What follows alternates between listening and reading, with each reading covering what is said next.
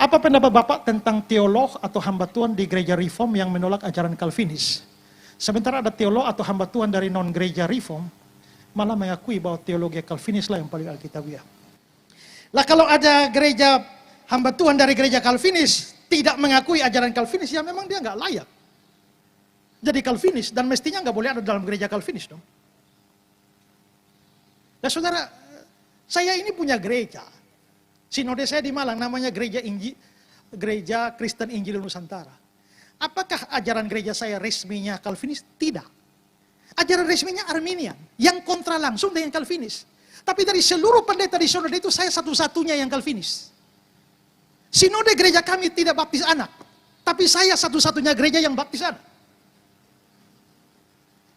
Lalu ketika mereka mempersoalkan baptis anak, saya bilang, saya melanggar aturan gereja, saya bilang, lebih penting, lebih utama mana? Peraturan gereja atau Alkitab? Mari debat lawan saya, buktikan bahwa baptisan anak salah. Kalau saya salah, saya rubah ajaran saya. Tapi kalau saya benar, kalian ikut enggak? Ya saya bilang, kalau memang saya mau dikeluarkan, silakan keluarkan. Saya tiap saat siap keluarkan. Tapi artinya, saya berasal dari sinode yang tidak Calvinis.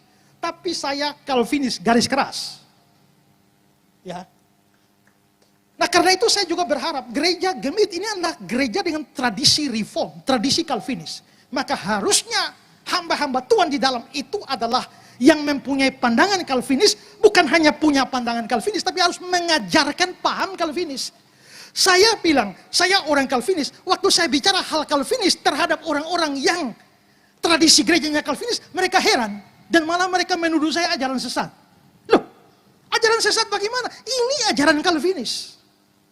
Misalnya ketika di dalam prinsip tulip total depravity, manusia bejat total, unconditional election, pilihan tak bersyarat, Allah memilih kita tanpa ada syarat apa-apa, limited atonement, penebusan terbatas, bahwa Allah melalui Kristus waktu menebus manusia, dia tidak menebus manusia setiap individu di dunia ini, tidak, melainkan hanya orang pilihan saja. Irresistible grace, anugerah yang tak dapat ditolak. Kalau Allah memilih kamu, kamu tidak bisa menolak.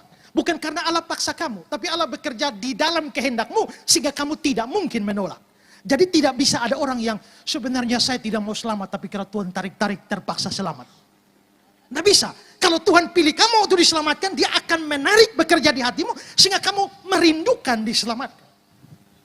Dan terakhir adalah perseverance of the saint, ketekunan, keamanan orang-orang kudus bahwa sekali seorang diselamatkan oleh Tuhan, dia tidak mungkin hilang keselamatan. Itu 5 poin Calvinisme yang sangat penting. Sayangnya ada banyak kita anggota gereja Calvinis tidak menyadari itu dan menolak itu. Maka itu penting sekali. Gereja-gereja, saya kira gereja Paulus ya pernah bikin seminar ya tentang Calvinisme. Kita seringkali kehilangan identitas kita. Di antara begitu banyak gereja dengan berbagai macam tradisi. Kalau kita tidak punya warna, itu repotnya di situ. Ya, karena itu maka penting sekali, ya, gereja melakukan pendidikan teologi. Para pendeta harus belajar sedemikian rupa, memegang teguh dan setelah itu mengajarkannya atau mengkhotbahkannya di dalam jemaat. Apa pandangan Bapak terkait teologi liberal yang menyalahkan dan menyatakan bahwa John Calvin bertanggung jawab atas pembakaran Michael servernya, Michael Servetus, ya, di Jenewa, dan karena itu menganggap teologi Calvinis tidak dapat diterima. Begini, ini memang ada kasus seringkali John Calvin itu dituduh, ya, John Calvin dituduh karena pembunuhan Michael Servetus ini. Sebenarnya Servetus ini itu dilahirkan tahun 1509, itu sama umurnya dengan John Calvin. Tapi pada tahun 1531, Michael Servetus ini menerbitkan buku dengan judul Error on the Trinity, yaitu kesalahan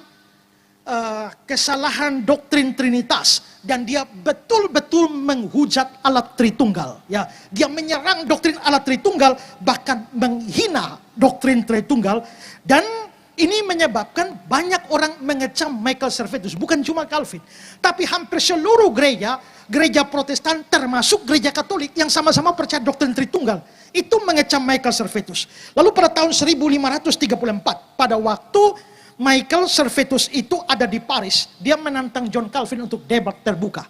Dan John Calvin menerima. Dan tiba harinya Calvin datang di dalam perdebatan itu. Tapi Michael Servetus tidak muncul, tidak nongol batang hidungnya.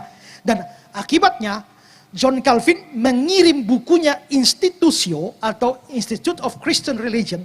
Itu dikirim ke Michael Servetus. Tapi Michael Servetus ambil buku Calvin dan coret-coret segala macam. Dan dia kembalikan pada Calvin. Dan terjadi perdebatan panjang via tulisan antara Servetus dengan John Calvin. Dan sekitar pertengahan Juli 1553, Michael Servetus nekat tiba di Jenewa. Nah, tiba di Jenewa, lalu akhirnya itu dia ditangkap. Dia ditangkap. Nah, saudara perlu perhatikan konteks pada masa itu.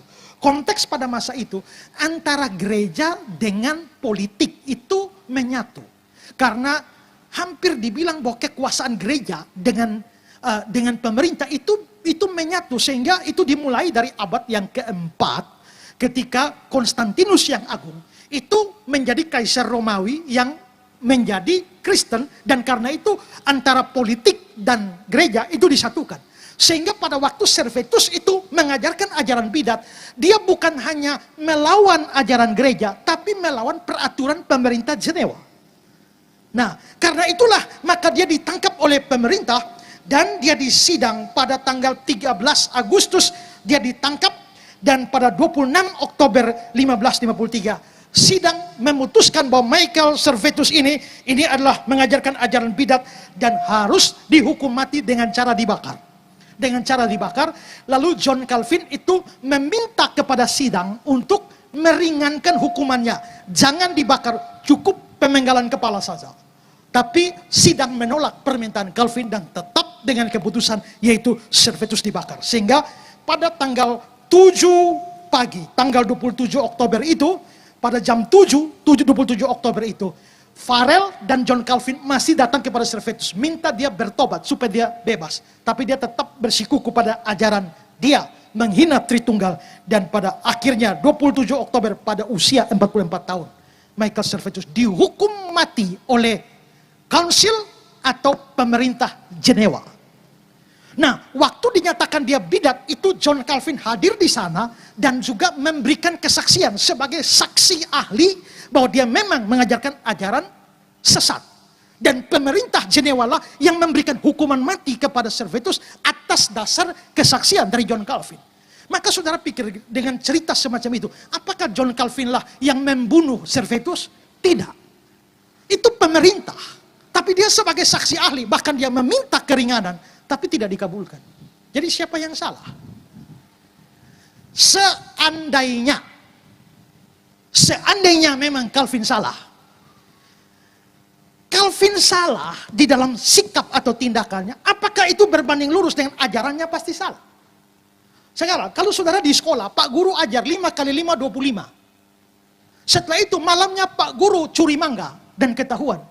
Maka orang bilang, nah Pak Guru ini curi mangga, ini salah. Kalau begitu mulai sekarang jangan percaya 5 kali 5, 25. Loh, yang salah itu perilakunya atau ajarannya?